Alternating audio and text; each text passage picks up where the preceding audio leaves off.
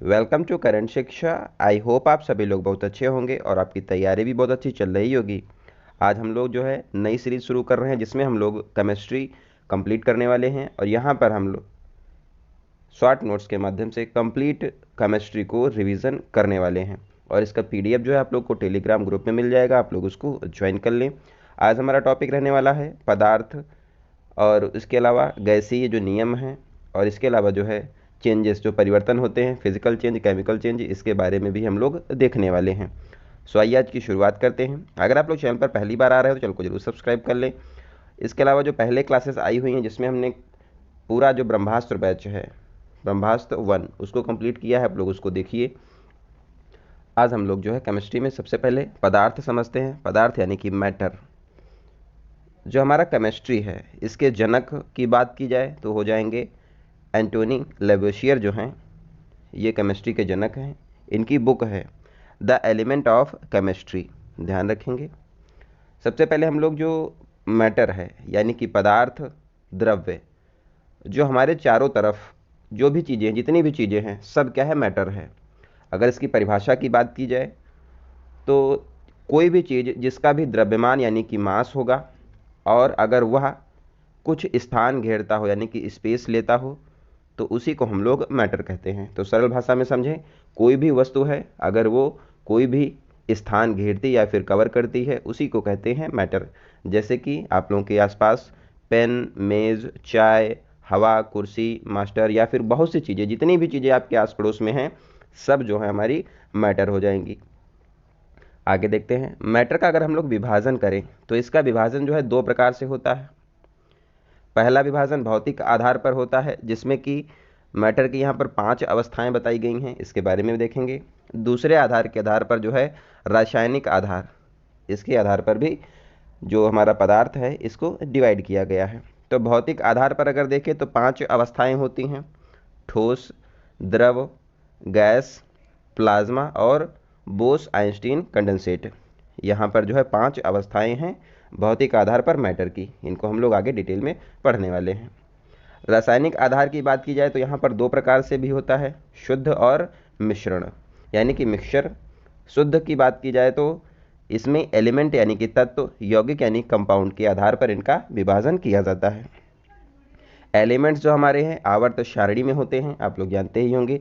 Compound जैसे यहाँ पर H2O, हाइड्रोजन अलग कंपाउंड है और ऑक्सीजन क्या है, अलग एलिमेंट है। दोनों को मिलाकर जो है एक कंपाउंड बनता है। यहाँ पर कार्बन डाइऑक्साइड लिखा हुआ है, कार्बन अलग है और ऑक्सीजन अलग है, दोनों को मिलाते हैं तो हमारा कंपाउंड बनता है। ऐसे ही मिक्सचर में जो हमारा है दो प्रकार का मिक्सचर होता है, समांगी और विषमांगी। समांगी में यानी कि पानी में जैसे कि नमक जो है घुल जाए, जो चीज़ें आपस में घुल जाती हैं वहाँ पर समांगी मिश्रण होता है। और जहाँ पर कोई भी मिश्रण है अगर वो घुलते नहीं हैं तो विषमांगी मिश्रण वो होते हैं, ध्यान रखें। अब हम लोग जो है 5 अवस्थाएं जो हमने देखी हैं इनको हम लोग डिटेल में समझने वाले हैं। तो पहले 3 अवस्थाओं के बारे में देखते हैं। तो यहाँ से क्वेश्चन जो है आपके एग्जाम में देखने को मिलता है। यहाँ पर आधार दिया हुआ है, नेक्स्ट हमारा सॉलिड है, लिक्विड और गैस। आप लोग यहाँ पर देख पा रहे होंगे कि सॉलिड में जो है ये हमारा सॉलिड है, इसमें क्या है कि जो मॉलिक्यूल्स हैं अंदर इसके वो बहुत ही पास में हैं, मतलब कि इनके बीच में ज़्यादा जगह नहीं है।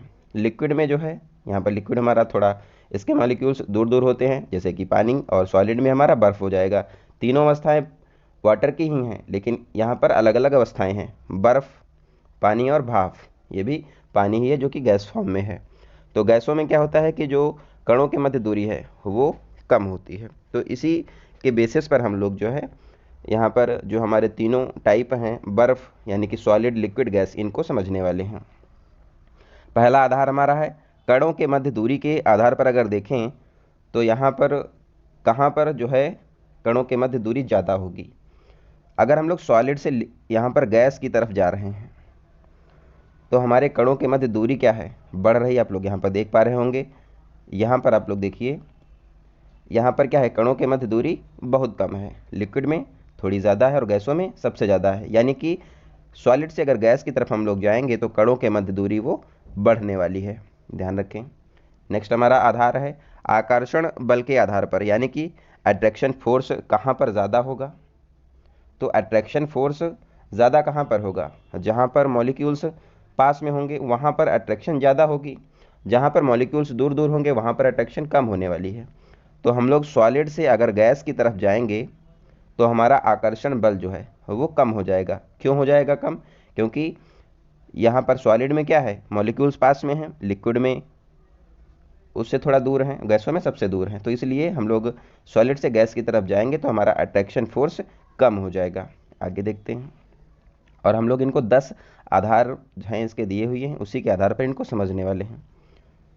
नेक्स्ट हमारा आधार है आधार नंबर 3, आकार। तो आकार अगर बात की जाए तो सॉलिड का आकार तो है निश्चित है, एक सॉलिड होता है, इसका आकार शेप जो है वो फिक्स होता है।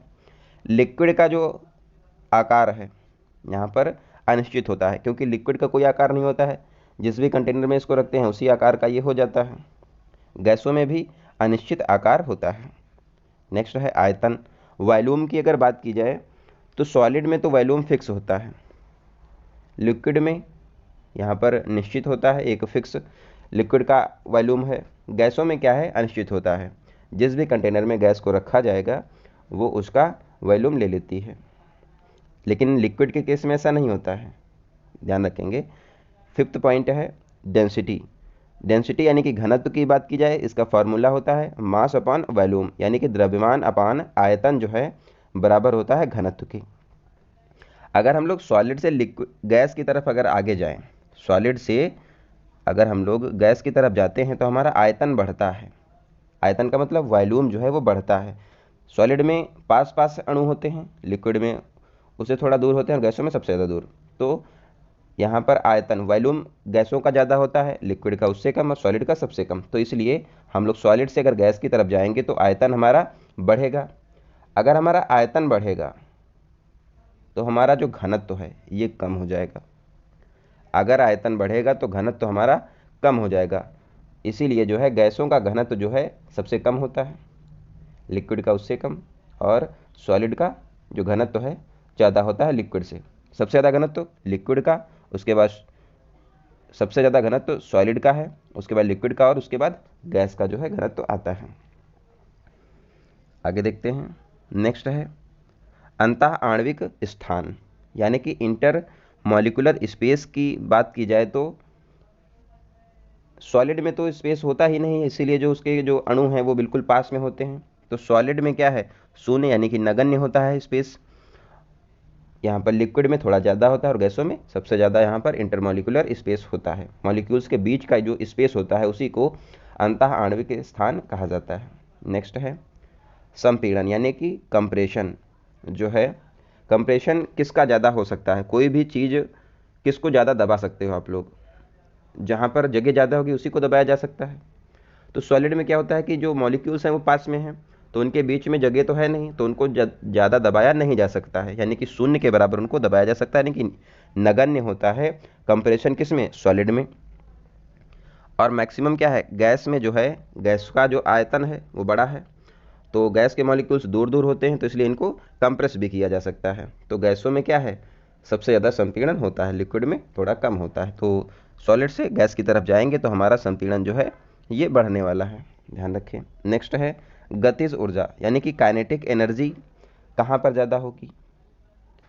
तो आप लोगों को पहले भी बता चुके हैं कि कणों के मध्य की दूरी जो है सॉलिड से गैस की तरफ जाते हैं तो बढ़ती है, और कोई भी अणु अगर मूवमेंट, गतिज ऊर्जा क्या होती है कि जो मॉलिक्यूल्स हैं ये यहाँ पर जो गति करते हैं, मतलब एक स्थान से दूसरे स्थान पर जाते हैं, तो जहाँ पर जगह होगी वहीं पर तो व्यक्ति जा सकता है आगे। तो सॉलिड में क्या है हमारा कि उनके बीच में जगह नहीं होती है, तो गतिज ऊर्जा ना के बराबर होती है। लिक्विड में थोड़ी ज़्यादा होती है तो थोड़ा मूवमेंट हो सकता है, गैसों में क्या होता है, ज़्यादा मूवमेंट हो सकता है। इसलिए हमारी गतिज ऊर्जा जो है सॉलिड से गैस की तरफ जाएंगे तो बढ़ेगी, ध्यान रखेंगे। नेक्स्ट है ध्वनि की चाल, यानी कि स्पीड ऑफ साउंड जो है कहाँ पर ज़्यादा होती है। स्पीड ऑफ साउंड जो है हमारी सॉलिड में मैक्सिमम होती है, और सॉलिड से गैस की तरफ जाएंगे तो हमारी ध्वनि की चाल वो कम होगी, ध्यान रखेंगे। मैक्सिमम सॉलिड में होती है ध्वनि की चाल। अगर बात की जाए स्पीड ऑफ लाइट, ध्वनि की चाल जो है निर्वात में यानी कि वैक्यूम में 0 होती है, ध्यान रखेंगे। नेक्स्ट है विसरण यानी कि डिफ्यूज़न। डिफ्यूज़न क्या होता है पहले ये समझते हैं। पदार्थ का अधिक सांद्रता से कम की ओर स्वतः ही गमन, यानी कि जो पदार्थ है जहाँ पर कम सांद्रता है उसकी तरफ जो है उसका जाना यानी कि फैलना।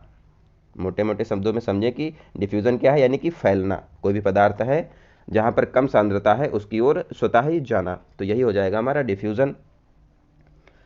सॉलिड से हम लोग अगर गैस की तरफ जाएंगे तो हमारा विसरण यानी कि डिफ्यूज़न ये बढ़ने वाला है, क्योंकि आप लोगों ने देखा भी होगा एग्जाम्पल है, गैस जो है तेज़ी से फैलती है, यानी कि गैस जो है सबसे ज़्यादा इसका डिफ्यूज़न होता है। अगर तापमान को बढ़ाया जाए तो हमारा विसरण जो है बढ़ेगा, ध्यान रखेंगे। तापमान अगर बढ़ेगा किसी भी चीज़ का तो विसरण क्या है, बढ़ेगा, ध्यान रखेंगे। जैसे कि गर्म सब्जी की खुशबू जो है दूर तक जाती है। आप लोग जानते भी होंगे कि कोई चीज़ ठंडी है तो उसका विसरण नहीं ज़्यादा होगा, तो गर्म चीज़ क्या है, पिघल जाती है, तो उसको वो इधर उधर फैल सकती है, क्योंकि उसमें जो है यहाँ पर सांद्रता कम हो जाती है, इसलिए वो फैल जाती है। तो ये ध्यान रखेंगे, गर्म सब्जी का खुशबू दूर तक जाना, ये हमारा विसरण का एग्जाम्पल हो जाएगा। नेक्स्ट है फोर्थ स्टेज जो हमारी अब आती है प्लाज्मा, जो कि पदार्थ की चौथी स्टेज है। प्लाज्मा जो है अत्यधिक ताप पर संभव होता है, यानी कि जो सूर्य हमारा है यहाँ पर प्लाज्मा की कंडीशन होती है, और यहाँ पर जो है आप लोग जानते हैं कि सूर्य पे जो है बहुत तापमान होता है, और यही जो कंडीशन है प्लाज्मा कंडीशन कहलाती है। नेक्स्ट हमारा है पांचवी कंडीशन, जो यहाँ पर पदार्थ की अवस्थाओं में देखें बात की जाए तो बोस आइंस्टीन कंडेंसेट, और ये जो अवस्था है पदार्थ की सबसे ठंडी अवस्था होती है, ध्यान रखेंगे। और इसकी खोज जो है सत्येंद्रनाथ बोस और आइंस्टीन के द्वारा की गई थी 1925 में। यहाँ पर ये ध्यान रखेंगे, बोस जो है सत्येंद्रनाथ बोस और आइंस्टीन, इन्होंने बोस आइंस्टीन कंडेंसेट की अवस्था की खोज की, और यह अवस्था जो है पदार्थ की सबसे ठंडी अवस्था होती है। नेक्स्ट है, अब ये जो फिगर बना हुआ है ये बहुत इंपॉर्टेंट है, क्योंकि इसी के माध्यम से हम लोग यहाँ से क्वेश्चन आपको एग्जाम में देखने को ज़रूर मिलेगा, क्योंकि यहाँ से क्वेश्चन जो है ज़रूर बनता है।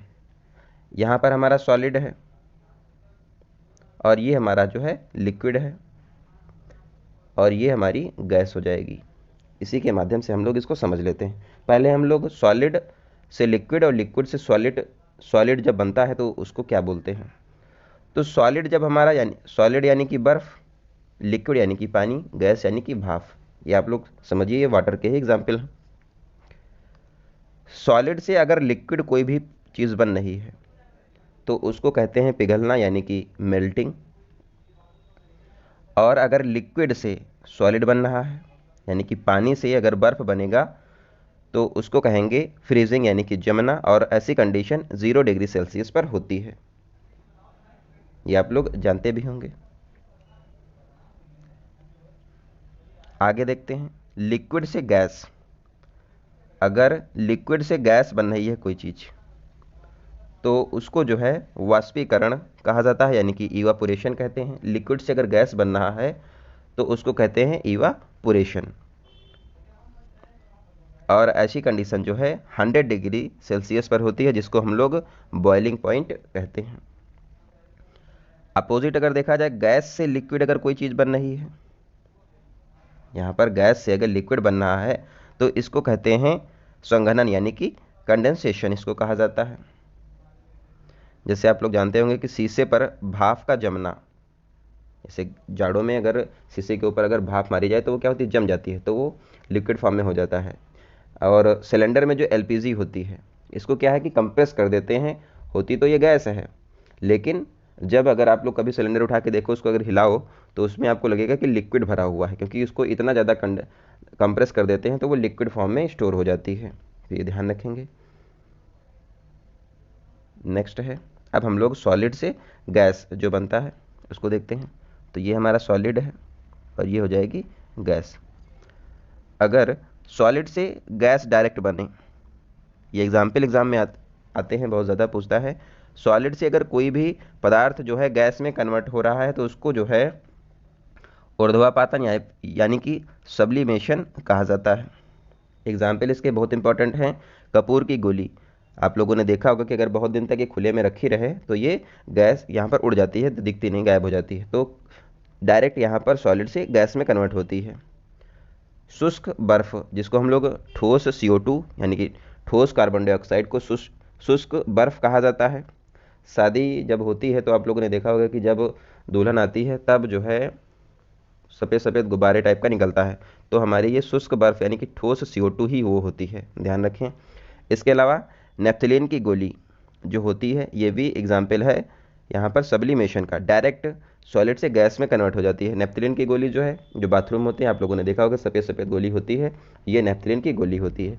तो 3 एग्जाम्पल इसके बहुत इंपॉर्टेंट हैं। डायरेक्ट ये सॉलिड से गैस में कन्वर्ट होते हैं, इसको जो है सब्लिमेशन कहते हैं। अब हम लोग जो है गैस से अगर सॉलिड कोई चीज़ बन रही है तो उसको कहा जाता है निक्षेपण यानी कि डिपोजिशन। डिपोजिशन जो है इसको कहते हैं निक्षेपण। जैसे कि पाला पड़ना, ये क्या होता है, गैस से सीधे सॉलिड में बन जाता है। और NH4Cl को पुनः प्राप्त करना, ये भी एग्जाम्पल है डिपोजिशन का। इसको हम लोग आगे भी डिटेल में समझने वाले हैं। अब हम लोग, हमारा दूसरा टॉपिक है चेंजेस यानी कि परिवर्तन। 2 प्रकार के चेंज होते हैं केमिस्ट्री में यहाँ पर, फिजिकल चेंज और केमिकल चेंज। तो इनको समझ लेते हैं, यहाँ से भी क्वेश्चन एग्जाम में आ जाता है। फिजिकल चेंज हमारा जो है उत्क्रमणीय है यानी कि रिवर्सिबल होता है, और अस्थायी परिवर्तन होता है यानी कि टेम्परेरी चेंज होता है इसमें। और यहाँ पर जो है कोई भी वस्तु को पुनः प्राप्त किया जा सकता है, अभी आपको आगे भी डिटेल में बताने वाले हैं। केमिकल चेंज जो हमारा है अनुत्क्रमणीय होता है यानी कि इरिवर्सिबल होता है। स्थायी परिवर्तन होता है यानी कि परमानेंट इसमें चेंज होता है, और पुनः प्राप्त यहाँ पर कोई भी वस्तु नहीं होती है। देखो यहाँ पर फिजिकल चेंज में वो चीज़ें आती हैं जिनको हम लोग किसी भी चीज़ में कन्वर्ट कर दें और पुनः जो उसकी पहले अवस्था थी उसी में वो फिर से आ जाए। लेकिन केमिकल चेंज में वो वस्तुएं आती हैं जिनको हम लोग अगर किसी दूसरी चीज़ में वो कन्वर्ट हो गई तो पुनः वो पुरानी वाली अवस्था में नहीं आ पाएंगी। तो यही इसमें 2 फैक्ट हैं, ये ध्यान रखेंगे। आगे इसके एग्जाम्पल हैं, ये यहाँ पर आपके लिए बहुत इंपॉर्टेंट हैं। फिजिकल चेंज में आप लोग चाहे बर्फ़ को पानी बना दो या फिर पानी को बर्फ़ बनाओ, दोनों एक दूसरे में कन्वर्ट होते रहते हैं। यहाँ पर बर्फ़ को अगर हम लोग भाप बना दें या फिर भाप को बर्फ़, दोनों प्रकार से यहाँ पर संभव है। पानी से भाप भी डायरेक्ट बन सकती है और भाप से पानी भी बन सकता है, यहाँ पर ये आप लोग जानते ही हैं। लोहे की कील में चुंबकत्व का गुण उत्पन्न होना, तो ये भी क्या है, फिजिकल चेंज हो जाएगा। कैसे, कोई भी लोहे की कील है, अगर आप लोग उसको जो मैग्नेट है उसके पास में लाओ तो क्या है, वो चुंबकत्व का जो गुण है वो दिखाती है, यानी कि उसमें चिपक जाएगी। जैसे ही आप उसको दूर करेंगे वो क्या है, फिर से अपनी नॉर्मल कंडीशन में आ जाती है। तो ये एग्जाम्पल एग्जाम में बहुत आता है। और एग्जाम्पल है मोम का पिघलना, जो हमारा फिजिकल चेंज में ही आएगा। मोम पिघल जाता है, उसको फिर से गर्म करके हम लोग किसी भी चीज़ में उसको फिर से अगर डालें तो वो भी फिर से वैसे ही हो जाता है। केमिकल चेंज के एग्जाम्पल देखते हैं। यहाँ पर जलना, यानी कि मोमबत्ती जब जलती है तो उसको पुनः जो है दोबारा वैसे नहीं बनाया जा सकता है, क्योंकि उसमें जो अंदर धागा होता है वो तो जल जाता है, वो तो दोबारा चेंज हो नहीं सकता। मोम का पिघलना तो फिजिकल चेंज है, लेकिन मोमबत्ती का जलना जो है केमिकल चेंज है। अगरबत्ती का जलना ये भी आएगा केमिकल चेंज में। कोयले का जलना केमिकल चेंज में आ जाएगा, क्योंकि कोयला एक बार जल गया तो पुनः अपनी जो पुरानी वाली अवस्था है उसमें नहीं आ सकता है, इसीलिए इसको केमिकल चेंज कहते हैं। जंग लगना यानी कि रस्टिंग, ये भी हमारा केमिकल चेंज का एग्जाम्पल है, क्योंकि एक बार जंग लग गई तो पुनः वो उसी अवस्था में नहीं आ पाएगा। नेक्स्ट है सड़ना, अगर कोई फल सड़ गया तो वो पुनः अपनी पुरानी वाली अवस्था में नहीं आएगा, केमिकल चेंज का एग्जाम्पल है। फल काटना, अगर कोई फल है उसको हम लोग काट दें तो उसको दोबारा जोड़ तो सकते नहीं हैं, तो इसलिए उसको पुनः वैसे नहीं बना सकते जैसे कि हम लोग लेके आए थे मार्केट से, तो ये हो जाएगा केमिकल चेंज। कोई खाना अगर बन गया, कोई भी सब्जी लेके आए हम लोग काट पीट के उसको बना लिए, तो वो अपनी पुरानी अवस्था में तो नहीं जा सकती ना, एक बार बन गई तो बन गई, वो हो जाएगा केमिकल चेंज। पाचन, खाना हम लोगों ने खाया और पेट में गया, वो पच गया, तो दोबारा उसको हम लोग जैसे हम लोग खाए थे वैसे नहीं बन सकता ना, तो इसलिए ये केमिकल चेंज का एग्जाम्पल हो जाएगा। और जैसे कि दूध है, दही बन गया तो दही को हम लोग दूध नहीं बना सकते हैं, और दूध से अगर पनीर बन गया तो पनीर से भी दूध नहीं बन सकता है, तो इसीलिए क्या है, केमिकल चेंज के एग्जाम्पल हैं। अब हम लोग गैसीय जो नियम हैं इंपॉर्टेंट यहाँ पर एग्जाम में आते हैं, इनको एक बार समझ लेते हैं थोड़ा सा। देखो इसमें 4-5 चीज़ें हैं वो हमको यहाँ पर समझनी होंगी। P का मतलब यहाँ पर प्रेशर है, दाब। V का मतलब वॉल्यूम, आयतन। N का मतलब अणुओं की संख्या। R जो हमारा नियतांक है यानी कि कांस्टेंट है, जिसकी वैल्यू 8.314 जूल पर केजी पर मोल है। यूनिट इसकी ध्यान रखेंगे। और T का मतलब यहाँ पर तापमान है। तो एक हमारा है, अब ये चीज़ें पता चल गई, अब इनसे जो है हमको आसानी हो जाएगी। आदर्श गैस का समीकरण, जो हमारा आदर्श आइडियल गैस है, आदर्श गैस का समीकरण जो है ये होता है PV is equal to nRT। P यहाँ पर प्रेशर है, V वॉल्यूम, N जो है अणुओं की संख्या, R हमारा कांस्टेंट है, नियतांक है, T हमारा टेम्परेचर। ये इक्वेशन एग्जाम में आती है तो ये हो जाएगी आइडियल गैस इक्वेशन, आदर्श गैस का समीकरण है। इसी से संबंधित आगे जो नियम हैं वो बनते हैं।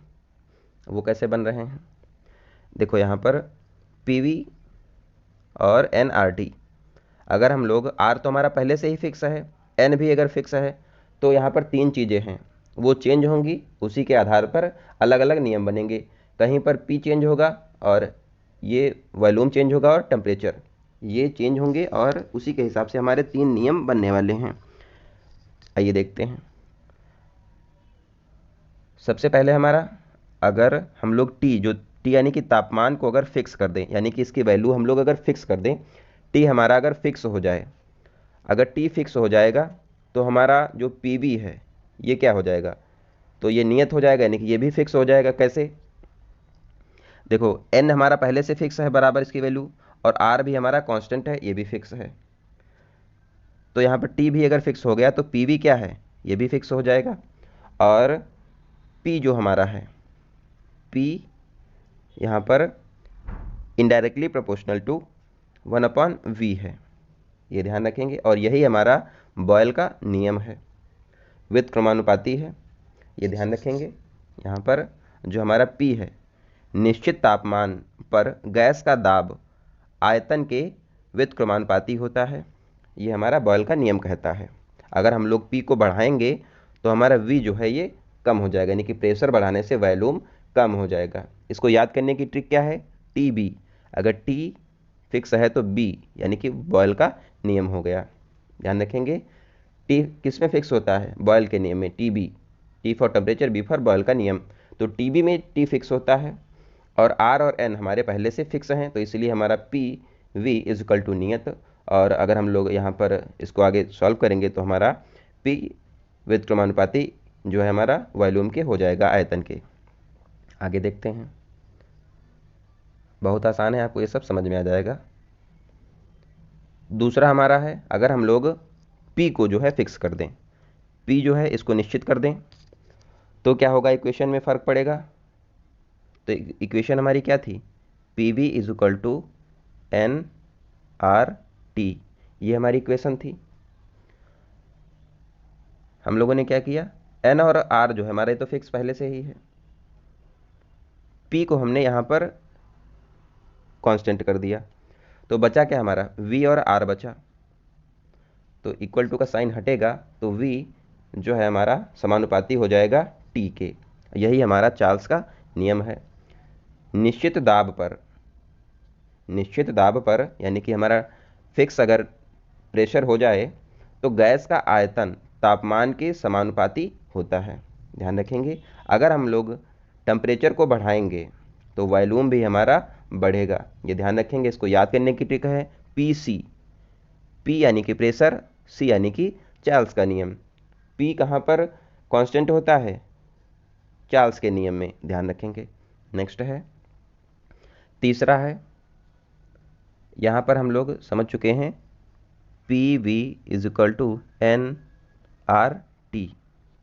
अब हम लोगों ने क्या किया कि N और R हमारा पहले से फिक्स है, V क्या है, V को हम लोग कांस्टेंट कर दिए। अगर V कांस्टेंट हो गया तो हमारा P बचा और T बता, तो यहाँ पर इक्वल टू का साइन जब हटेगा तो P जो हमारा समानुपाती हो जाएगा T के। और यही हमारा है गैलुसेक का नियम। निश्चित आयतन पर, एक जो निश्चित आयतन है, आयतन हमारा V वॉल्यूम, निश्चित आयतन पर गैस का दाब तापमान के समानुपाती होता है, यही हमारा गैलुसेक का नियम है। और ये केमिस्ट्री में बहुत बार आप लोगों ने पढ़ा भी होगा। पी अगर हम लोग बढ़ाएंगे यानी कि प्रेशर बढ़ाएंगे तो हमारा टेम्परेचर भी बढ़ेगा, ये ध्यान रखिए आप लोग। तो ये हमारे 3 नियम हो गए। अगला नियम हमारा है अवोगाद्रो का नियम। ये भी एग्जाम में बहुत बार पूछता है। तो हम लोग अगर अवोगाद्रो का नियम क्या कहता है, सभी गैसों में निश्चित तापमान, दाब, आयतन पर जो है अणुओं की संख्या बराबर होगी। अगर सभी गैसों में निश्चित तापमान, अगर प्रेशर भी फिक्स हो जाए, वॉल्यूम भी निश्चित हो जाए और आर तो हमारा कांस्टेंट है ही, टी भी हमारा निश्चित हो जाए, तो जो अणुओं की संख्या है सभी गैसों में बराबर होगी। यही कहता है अवोगाद्रो का नियम। सभी गैसों में निश्चित तापमान, दाब, आयतन पर जो है गैसों में अणुओं की संख्या बराबर होगी। सभी गैसों में, कोई भी गैस हो, अगर ये प्रेशर, वॉल्यूम, टेम्परेचर अगर फिक्स कर दिया जाएगा तो वहाँ पर जो है अणुओं की संख्या बराबर होगी, चाहे कोई भी गैस हो। सो आई होप आपको ये समझ में आया होगा। अगर आप लोग इसका पीडीएफ चाहते हैं तो हमारे टेलीग्राम को ज्वाइन कर लें। इसके अलावा जो है इस सीरीज़ में हम लोग कंप्लीट केमिस्ट्री करने वाले हैं। तो अगर आप लोगों ने अभी तक चैनल को सब्सक्राइब ना किया हो, चैनल को जरूर सब्सक्राइब कर लें, जिससे कि आप लोगों को आगे भी नोटिफिकेशन टाइम पर मिलती रहें। आपको क्लास कैसी लगी आप लोग कमेंट बॉक्स में ज़रूर बताइए। मिलते हैं अगली क्लास में, तब तक आप लोग अपना ध्यान रखें। धन्यवाद।